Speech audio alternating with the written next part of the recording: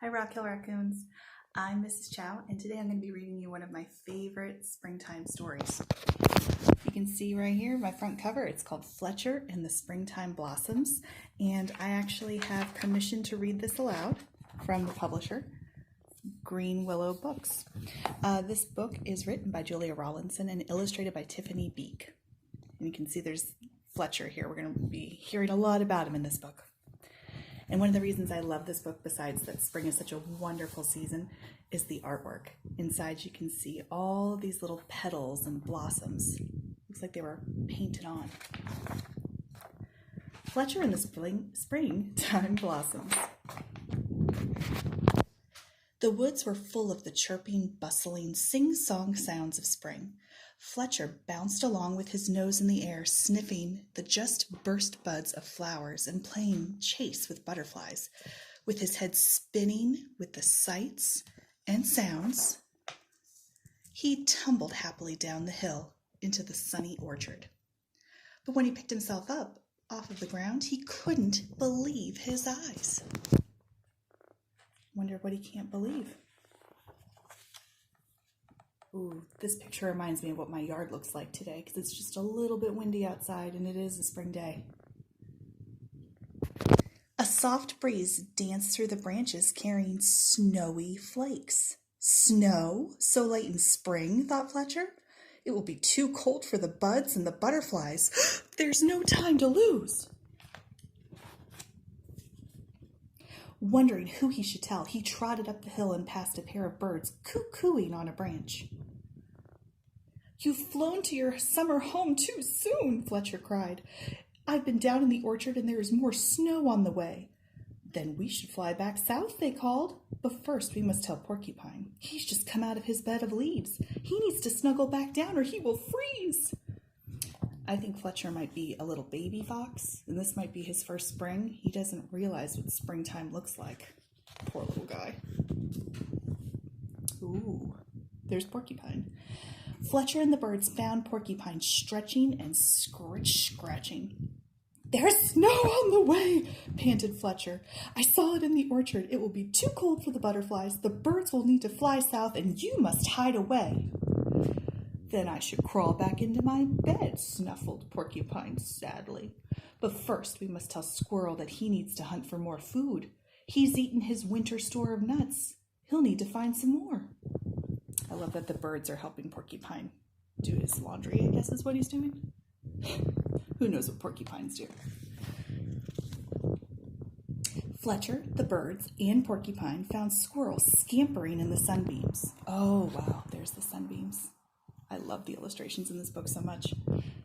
"Snow is blowing in from the orchard," gasped Fletcher. "It will be too cold for the butterflies. The birds will need to fly south. Poor Porcupine must go back to bed, and you must find some food."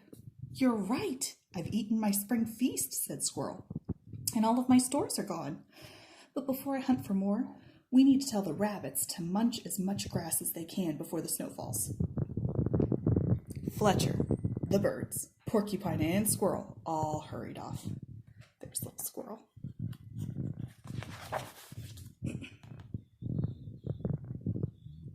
The rabbits were rolling down the hill next to their burrow.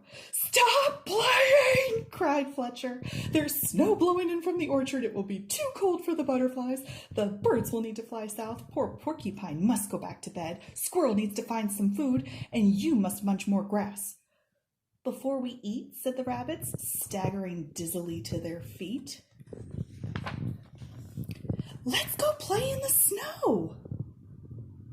So far I don't see any snow in this picture. So the rabbits, hoppity-roly-poly, plopped down the hill through the woods. I like how the words seem to hoppity-roly-poly, plip-plop down the page. They were chased by Squirrel, Porcupine, the birds, and a bouncy, full of importance fox, all the way to the orchard, where the ground was white with blossoms. Blossoms were bobbing in the branches. Blossoms are blowing in the breeze. Blossoms were blanketing the ground, and not a snowflake to be found. "These are blossoms, not snow, you foolish fox," the animals cried. Fletcher blinked and rubbed his eyes. feeling very silly. But then the animals scooped up pawfuls and clawfuls of blossoms from the ground, and they covered him in a tickly shower of fluttering white petals. Fletcher and his friends ran and played around between the trees until at last they all collapsed in a blossomy, soft white heap. Wow, that almost looks more fun than snow. I feel like my car looks like these animals right now. Not quite as cute on a car. Then the birds flooded back to their branch with beakfuls of blossoms to line their nests. Oh, that's a good idea. Soft nest. Porcupine snuffled off up the slope, and his quills were dotted with tiny white petals. So very fashionable. Squirrel went chasing up and down after the snow-white petals dancing in the breeze. And the rabbits bounced back up the hill with blossoms to brighten up their burrow.